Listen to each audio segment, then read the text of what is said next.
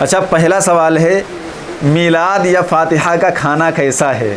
سب کھانے ہی کے متعلق لوگ زیادہ تر پوچھتے ہیں، تو کھانا کھاؤ بھائی، کھانا درست ہے، فاتحہ کا کھانا ہو یا میلاد کا کھانا ہو، اس کے کھانے میں کوئی حرج نہیں ہے، لیکن شرط یہ ہے کہ آپ سوال کر لیں کہ یہ جو بھائی کھانا ہے یہ کھانا کیسا ہے، یعنی یہ کس کے نام پر ذبح کیا گیا، کس کے نام پر حلال کیا گیا ہے۔ ایسا نہ ہو کہ انہوں نے بکرا اور مرغا کو کوئی حسن کے نام پہ ذبح کیے دے رہا ہے، کوئی نبی صلی اللہ علیہ وسلم کے نام پہ، تو وہ حرام ہو جائے گا۔ ذبیحہ اسلام میں وہی حلال ہے جو اللہ کے نام پر ذبح کیا گیا ہو، وہی حلال ہے، کیونکہ غیر اللہ کے نام پہ، غیر اللہ چاہے وہ کوئی بھی ہو، کوئی ولی ہو، کوئی پیر ہو، کوئی فقیر ہو، کوئی نبی ہو، اگر وہ اللہ کے علاوہ کوئی ذات ہے اور اس کے نام پر آپ نے کسی چیز کو ذبح کیا تو وہ حرام ہو جائے گا۔ قرآن میں وما اہل لغیر اللہ بہ، اللہ کے نام کے علاوہ کسی اور کے نام پہ کیا گیا ذبیحہ حرام ہے۔ تو فاتحہ کا کھانا بھی آپ کھا سکتے ہیں، میلاد کا کھانا اگر کوئی آپ کو دے جائے، سبیلے وغیرہ ہوں، وہ کھا سکتے ہیں، شرط یہ ہے کہ آپ کو پتہ ہونا چاہیے کہ یہ غیر اللہ کے نام پہ نہیں ذبح کیا گیا یا حلال نہیں کیا گیا۔ اگلا سوال ہے میلاد النبی کے جلوس میں شرکت کرنا۔ وہ تو ہم نے بتا دیا کہ جلوس کا کوئی ثبوت صحابہ کرام اور اہل بیت سے ملتا ہی نہیں، یعنی نہ آپ کو صحابہ سے ملے گا نہ اہل بیت سے ملے گا۔ جتنے لوگ بھی اس جلوس میں جاتے ہیں سب بالکل دھجیاں اڑا دیتے ہیں شریعت کی، بے حجابی ہوتی ہے، یعنی کوئی پردہ نہیں ہوتا، قوالیاں بھی ہوتی ہیں، بسا اوقات نعرے بھی بہت بیجا و بہت غلط لگتے ہیں، بدنظری تو ہوتی ہے سو ہوتی ہے، ڈانس بھی ہونے لگتا ہے بسا اوقات اسی گاڑی پہ۔ تو یہ سارے کام ایسے ہیں جو غلط ہیں، نہایت سنگین جرم ہے اسلام میں، تو اس میں نہ شرکت جائز ہے، نہ اس کا اٹھانا جائز ہے، اور نہ اس میں چندہ دینا جائز ہے، یہ کچھ کرنا جائز نہیں۔ ہاں بالکل پکڑ ہو جائے گی، آپ گناہ میں شریک بن رہے ہیں۔ اگلا سوال ہے ایک عالم کو میں نے سنا بیان کرتے ہوئے انہوں نے معجم الاوسط سے یہ ثابت کیا تھا کہ خود نبی صلی اللہ علیہ وسلم نے اپنا میلاد منایا اور بکری ذبح کر کے صحابہ کرام کی دعوت کی آئیں۔ بھائی یہ کون سی حدیث ہے معجم الاوسط طبرانی میں؟ اس طرح کی کوئی حدیث معجم الاوسط طبرانی میں نہیں ہے۔ دیکھیے جو وہ حدیث ہے، ہم نے بھی ان عالم صاحب کا بیان سنا ہے، یہ پاکستان کے ایک ہیں ڈاکٹر طاہر القادری صاحب، انہوں نے جو معجم الاوسط طبرانی کی حدیث نقل کی ہے، وہ حدیث آپ، کیونکہ ہم جب آئے ہیں تیاری کر کے تو ہم سب کے بیان سن کے آئے کہ ان کے سب کے دلیلیں ان کی طرف سے کیا دی جاتی ہیں، تو وہ جو روایت بیان کر رہے تھے وہ روایت جب ہم نے کھول کر کے دیکھی تو اس روایت میں اللہ کے نبی کے عقیقے کا تذکرہ ہے، یعنی اللہ کے نبی صلی اللہ علیہ وسلم نے اپنا عقیقہ کیا تھا۔ تو اس حدیث سے ہمیں ایک چیز یہ پتہ چلی کہ اول یہ کہ اس سے میلاد منانا ثابت نہیں ہوتا، اس کی دعوت یہ نہیں تھی۔ دوسری چیز، آپ عقیقہ جب آپ کی عمر بڑی ہو جائے تب بھی آپ کر سکتے ہیں، جائز ہے، لیکن سنت یہ ہے کہ آپ بچے کی ولادت کے 7ویں دن عقیقہ کریں، یہ سنت ہے، کیونکہ اس پر بہت سی دوسری حدیثیں ہیں، ابھی وہ ٹاپک نہیں تو ہم اس کو ڈسکس نہیں کریں گے، لیکن ہم نے بتا دیا ضمناً یہ چیز آ گئی۔ تو یہ بھائی کوئی دلیل نہیں، معجم الاوسط طبرانی کی جو روایت ہے اس میں اللہ کے نبی کے عقیقے کا تذکرہ ہے، میلاد پر وہ فٹ کر رہے ہیں۔ افسوس اچھا یہی ہوتا ہے کہ یہ سب لوگ بڑے اہل علم ہیں، ایسا نہیں کہ ان کو کچھ پتہ نہیں، جیسے ڈاکٹر طاہر القادری صاحب وغیرہ ہوئے یا اس طرح کے جتنے علماء ہیں، یہ لوگ باقاعدہ اہل علم ہیں، بڑی بڑی کتابیں ہیں ان کی، لیکن یہ لوگ چھپا لیتے حقائق کو، اپنی عوام کے سامنے ننگا ہونا نہیں چاہتے کہ یار ہم عوام کو صحیح بات بتا دیں گے تو ہماری تو کھٹیا کھڑی کر دی جائے گی۔ بالکل یہ مجاور ہو رہے ہیں یہودی و نصرانی پوپوں کی طرح، پادریوں کی طرح، آج کل کے علماء کی طرح، کہ ہم سچائی نہیں بتانا چاہتے۔ بھائی آپ کو کیا دقت ہے نا، آپ سے کوئی سوال کرا، آپ بتاؤ حدیث میں یہ لکھا ہے، آپ اپنے گھر سے کوئی بات نہ بتاؤ نا، آپ حدیث کی بات بتاؤ کہ حدیث میں ایسا لکھا ہے، آپ کی مرضی ہے مانو نہ مرضی ہے۔ بھائی دین اللہ کا ہم کیوں غصہ کریں گے؟ ہم نے آپ کے سامنے کوئی حدیث رکھی، آپ نہیں مان رہے ہو کہ کہہ رہے ہو مولانا صاحب غلط کہہ رہے ہیں، تو نہ مانو، آپ کو اختیار ہے نا۔ ہمارا کام تھا اللہ کے نبی کی حدیث آپ کو بتا دینا، نہ ماننا نہ ماننا کوئی دین ہماری جاگیر تو ہے نہیں۔ اللہ کے نبی کی بہت سے لوگوں نے بات نہیں مانی تو اللہ کے نبی نہیں ڈنڈا لے کر کھڑے ہو گئے، اور یہی ریزن ہے کہ ہم نے اپنا نیچر بنا لیا کہ ہم ناراض نہیں ہوتے، ہماری بات نہیں سنی جا رہی، بھائی ہم نہیں کہیں گے، ہم چپ رہیں گے، ہم بھاگ جائیں گے وہاں سے، لیکن ہم ناراض کیوں ہوں آپ سے؟ بھائی ناراض ہونے کا ہمارا کوئی حق نہیں ہے، کیونکہ آپ جانے، آپ کا کام جانے، ہمارا کام ہے سچ بات کہہ دینا، اب باقی اللہ آپ سے نپٹے گا اور اللہ کے نبی آپ سے نپٹیں گے، ہمیں کوئی ضرورت نہیں ہے کچھ کہنے کی۔ تو حیرانی یہی ہوتی کہ بالکل عیسائی اور یہودی پوپوں کی طرح ہو رہے ہیں، سچائی چھپا رہے ہیں، اس میں صاف لفظ حدیث میں عقہ کا، یعنی اللہ کے نبی نے عقیقہ کیا، اس کو میلاد کے جواز پر فٹ کیے دے رہے ہیں، اللہ کی پناہ۔ اگلا سوال ہے، اگر عید میلاد ناجائز ہے تو کہاں لکھا ہوا ہے؟ اللہ کے نبی صلی اللہ علیہ وسلم نے کہاں منع کیا ہے کہ میلاد نہ مناؤ؟ اگر یہ نہیں لکھا کہ مناؤ تو یہ بھی تو نہیں لکھا کہ نہ مناؤ۔ سوال تو بڑا گھماؤ پھراؤ والا ہے بھائی، لکھا ہے، کیوں نہیں لکھا ہے بھائی؟ ہم نے حدیث اپنے لیکچر ہی میں بیان کر دی تھی، اللہ کے نبی نے صاف کہا خیر الہدی ہدی محمد صلی اللہ علیہ وسلم، کہ سب سے بہترین راستہ اللہ کے نبی صلی اللہ علیہ وسلم کا راستہ۔ اللہ کے نبی نے صاف فرما دیا من احدث فی امرنا ھذا ما لیس منہ فہو رد، کہ جو بھی اس دین میں وہ چیز داخل کرے گا جو اس دین میں نہیں ہے تو وہ چیز مردود ہے، قابل رد ہے۔ تو لکھا ہوا تو ہے، اور کیسے لکھا ہوا دکھائیں بھائی؟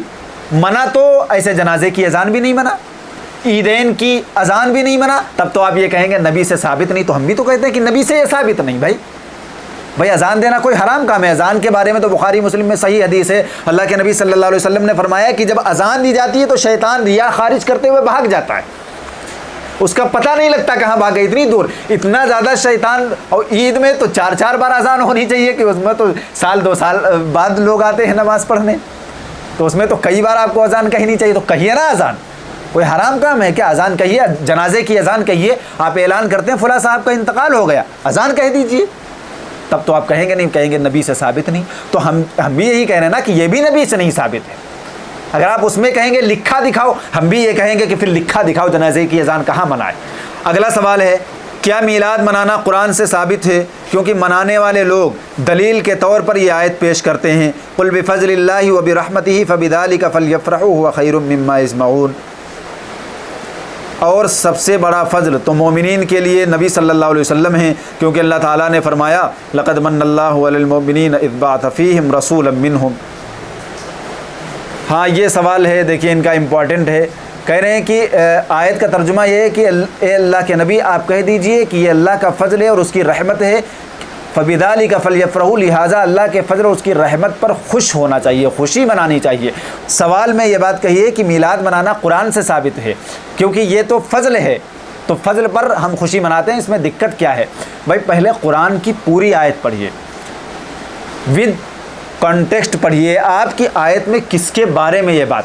ہم یہ نہیں کہہ رہے ہیں کہ نبی پر یہ آپ فٹ نہیں کر سکتے، لیکن اصلاً یہ جو آیت ہے، اصلاً یہ آیت قرآن پاک کے بارے میں، اصلاً یہ آیت، اور باقاعدہ پوری آیت جو ہے، پوری آیت یہ ہے کہ اللہ کے تبارک و تعالیٰ نے یہ بات ارشاد فرمائی کہ اے لوگوں، تمہارے پاس تمہارے رب کی طرف سے نصیحت نامہ آیا ہے، نصیحت نامہ، جس نصیحت نامے میں لوگوں کے سینوں کے لیے شفا ہے، اور یہ اللہ کا احسان ہے۔ پھر آگے اللہ تعالیٰ نے یہ کہا ہے کہ یہ اللہ کا فضل ہے، لہٰذا تم اس پر خوش ہو، اور اس میں مخاطب کیا گیا یا ایھا الناس، خطاب کافروں سے ہے، ایمان والوں سے ہے ہی نہیں، اور بات قرآن کی ہو رہی، کیونکہ وہ قرآن پر خوشی نہیں مناتے تھے، اس پر الزامات لگاتے تھے، تو اللہ تبارک و تعالیٰ کافروں سے کہہ رہے ہیں کہ اے کافروں، تمہارے پاس جب یہ نصیحت نامہ آیا تو تم کو یہ چاہیے تھا کہ تم اس پر خوشی مناتے، تم تو الٹا اس میں کمیاں نکالنے لگے۔